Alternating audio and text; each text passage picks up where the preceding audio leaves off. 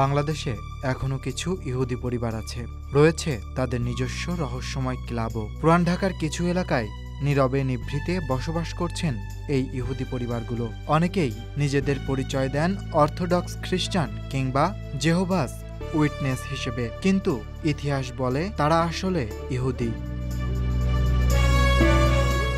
ইহুদিদের বাংলাদেশে বসতি বহু পুরনো। কারো কারো পূর্বপুরুষ এসেছিলেন মোগল আমলে, কেউ কেউ হয়তো তারও আগে। তারা ছিলেন ব্যবসায়ী, মহাজন, জহুরি। উপমহাদেশে রত্ন ব্যবসার অনেকটাই ছিল এই সম্প্রদায়ের নিয়ন্ত্রণে। এই অঞ্চলের ইহুদিরা মূলত দুই শ্রেণীর, বনে ইসরায়েল ও বাগদাদি। বাগদাদ থেকে আসলেও এদের ভাষা ছিল আরবি। মোগল আমলের শেষ দিকে তারা ভারতীয় উপমহাদেশে এসে বসতি গড়েন। সে সময় কলকাতায় গড়ে ওঠে বড় একটি ইহুদি সমাজ। ইহুদিদের হাতেই তৈরি হয় কলকাতার ট্রিঙ্কা রেস্টুরেন্ট এবং গ্র্যান্ড হোটেল। তাদেরই কেউ কেউ ব্যবসার কারণে ঢাকা, চট্টগ্রামেও নিয়মিত যাতায়াত করতেন। ১৯৪৭-এর পর অনেকে দেশ ছেড়ে চলে যান ভারত, ইংল্যান্ড কিংবা ইসরায়েলে। তবুও কিছু পরিবার থেকে যান চট্টগ্রামে, রাজশাহীতে, ঢাকায়।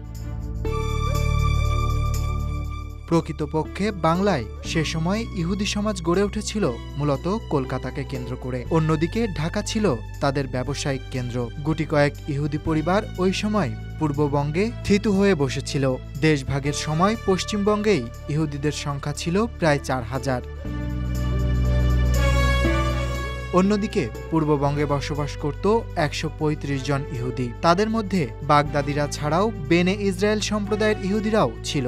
বিভিন্ন উৎসে পাওয়া তথ্য বলছে ৬০-এর দশকেও এ সম্প্রদায়ভুক্ত কয়েকটি পরিবার ঢাকায় বসবাস করত। স্বাধীনতার পরও বাংলাদেশে দুটি ইহুদি পরিবার ছিল।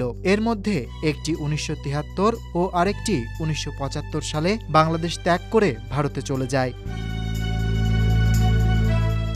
এদিকে রাজশাহীর কোহেন পরিবার, তাদের একজন মর্ডেকাই কোহেন ছিলেন রেডিও এবং টেলিভিশনে সংবাদ পাঠ করতেন। বাংলাদেশের সিনেমাতেও অভিনয় করেছেন তিনি, খান আতাউর রহমানের নবাব সিরাজউদ্দৌলা ছবিতে।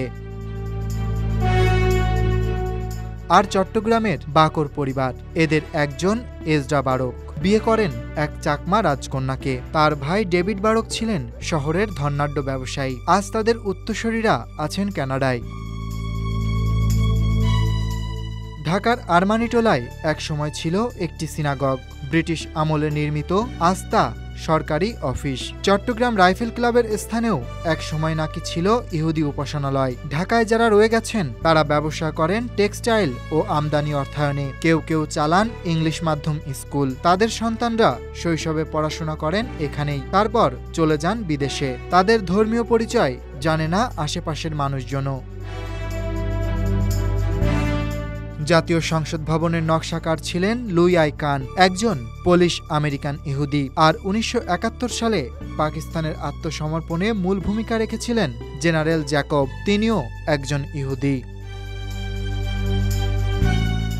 Desk report, Dhaka express.